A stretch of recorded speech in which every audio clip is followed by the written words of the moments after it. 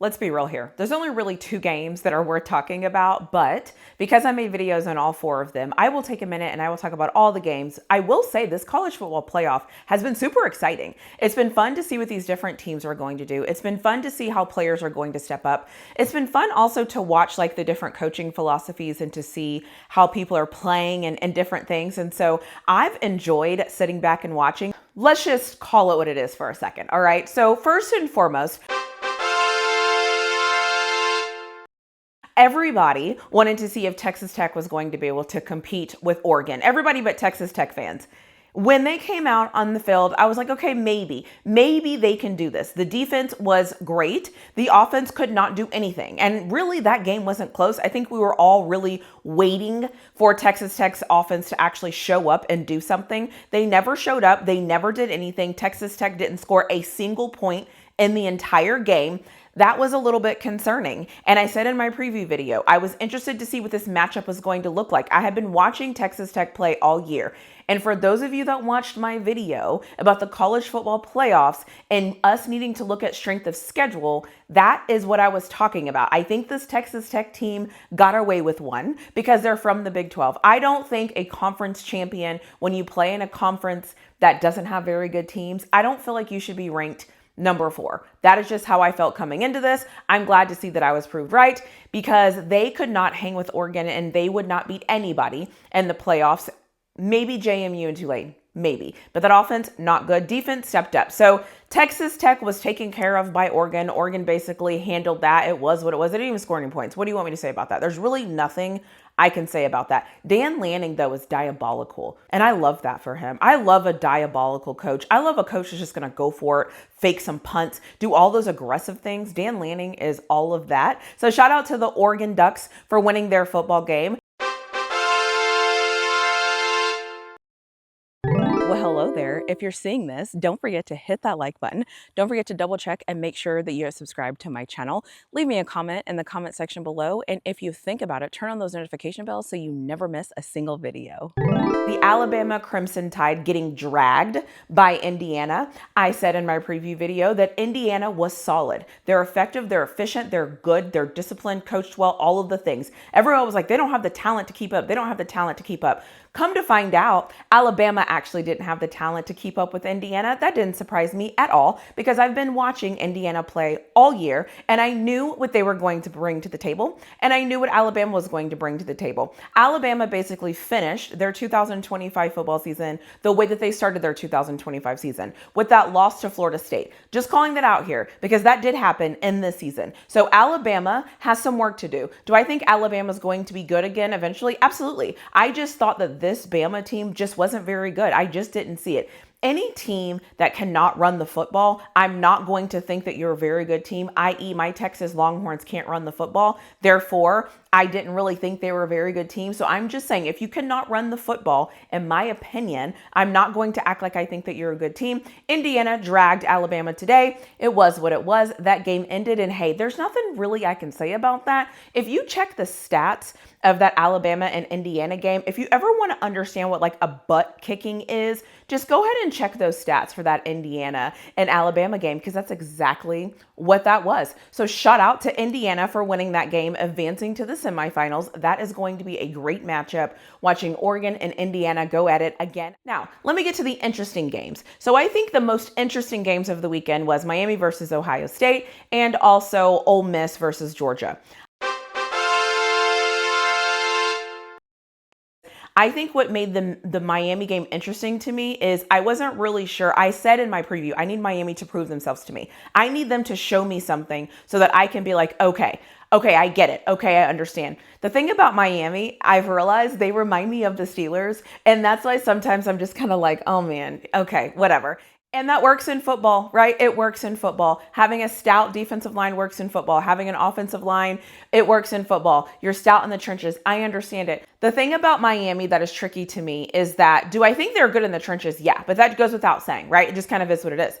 My biggest concern with them is I haven't seen them up against good teams because they play in the ACC, and I don't think any of those teams are good. And so now when I'm watching them in the playoffs, I feel like I'm learning more about them in the playoffs than I ever would watching them play in the ACC, because I don't think those teams in the ACC are very good. And then when you lose to those teams in the ACC, I'm looking at you like, what the hell is going on?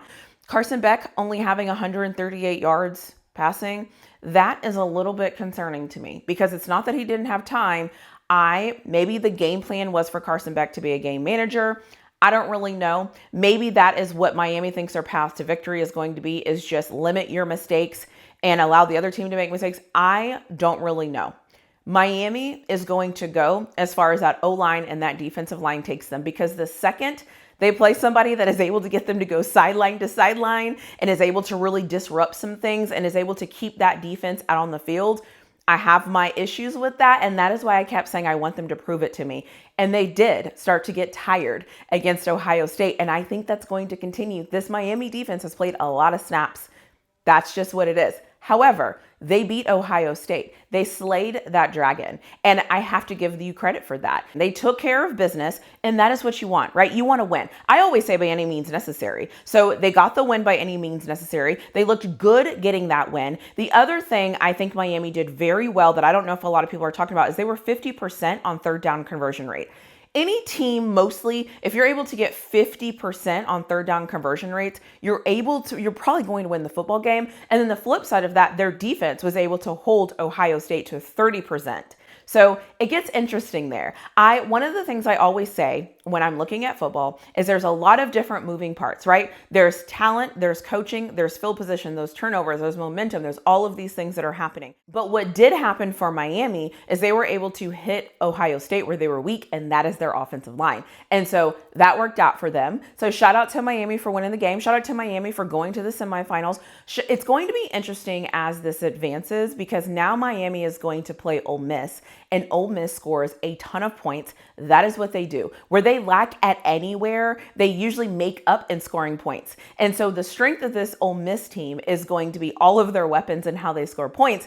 And the strength I get for Miami is going to be the defense and keeping teams from scoring points. So this one is going to be interesting, and I'm fascinated to see that. Having said that, let me just go ahead and talk about this Ole Miss and Georgia game. Wow, what a game. What a game just for college football. It was just a good game. I thought there were moments where I was like, okay, Georgia has got this. And there was moments where I'm like, okay, Ole Miss can't lose this. And then there were moments where I was like, I don't even know who's going to win. I don't even care. I'm just going to sit back and I'm going to enjoy it. The thing that Ole Miss is showing me is that they are resilient, and they are willing to rise to the occasion, and they are willing to take curveballs and really make them make sense and make the best out of that. Kudos to them for that. The other thing that happened too is Georgia did all the things I said they were going to do in the preview. I knew Kirby was going to do all these different things, and he did all of those things.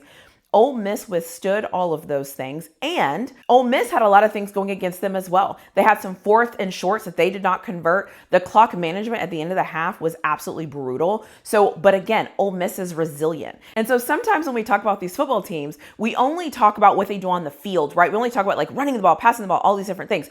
But the nuances are the things that I think these teams that are left shine at.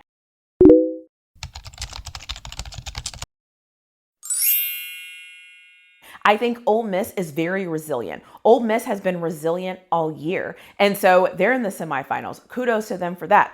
Oregon is they just go for it. They just do things. They're always aggressive. They're always physical. And they just do things where you're kind of like, why did they do that? Take the points. Oh my gosh. But that is who Oregon is. Their identity is just to just go for it and be the aggressors. And then you look at Indiana, and Indiana is just like this effective, calm, confident, mature team that is just going to do all of the little things right, and they're not going to beat themselves. And then when it's time, they're going to score. And then when it's not, they're just going to punt. And they're just very calm and consistent. And I love that for them. The most interesting part of this too is then you have Miami. And Miami has a Carson Beck who has a lot of experience, who is managing the game very well, who's not really taking a lot of risk. And I don't want to say that Miami's playing things conservative, but in a lot of ways, I think that's what you do when you trust your defense. You try to limit another team's opportunities and you try to have this conservative game plan because you're throwing to your strengths. The one thing I will say that I think Miami is doing well this year that I don't think Carson Beck did well last year is Carson Beck is allowing his defense to be great. Last year, I felt like Carson Beck would go out and he would get his defense into trouble and put them in bad situations because he would turn the ball over and he would do things of that nature. This version of Carson Beck, I feel like he's almost managing the game very well and he's not going to make mistakes. He doesn't want to be the reason why his team loses. He's just going to kind of guide them into wins. And so to me, that's playing a little bit conservative, but if it works, who cares? So give me conservative, give me aggressive, give me effective, efficient, give me resilient, give me all of those things. I don't think there's a right way to win. I just think different people win in different ways. And that is what makes the college football playoffs exciting. That's what makes football exciting, honestly, is that everybody has the different ways in which they do things, the things that make sense, the things that don't make sense, and all of those things. I'm going to end this video saying this. When I look at these 4 teams, the one thing I see with all of them is they all have really good running backs. And I think it's going to be interesting to see who is going to be able to get their run game going, who's going to be able to stop the run, and whose quarterbacks are going to play the best. Because if you look in the field, Mendoza is supposed to outplay everybody. He's the Heisman Trophy winner. But it's going to be interesting to see how these quarterbacks play and to see what the reasons are for these teams to win or lose. But hey, I'll talk about that later in my preview video. I will be back and I will make a preview video for Ole Miss versus Miami. And I will make a preview video for Indiana and Oregon. And I'm excited about that. I cannot wait to see what is going to happen with all of these games. Let me know what you think in the comment section below. What was your favorite game to watch? Who surprised you? What did you learn about these college football games that you didn't think you knew about a certain team? How are you feeling? What were you thinking sitting at home or wherever you were sitting and watching these football games? I would love to know in the comment section below. Thank you for being here and I'll see you in my next video.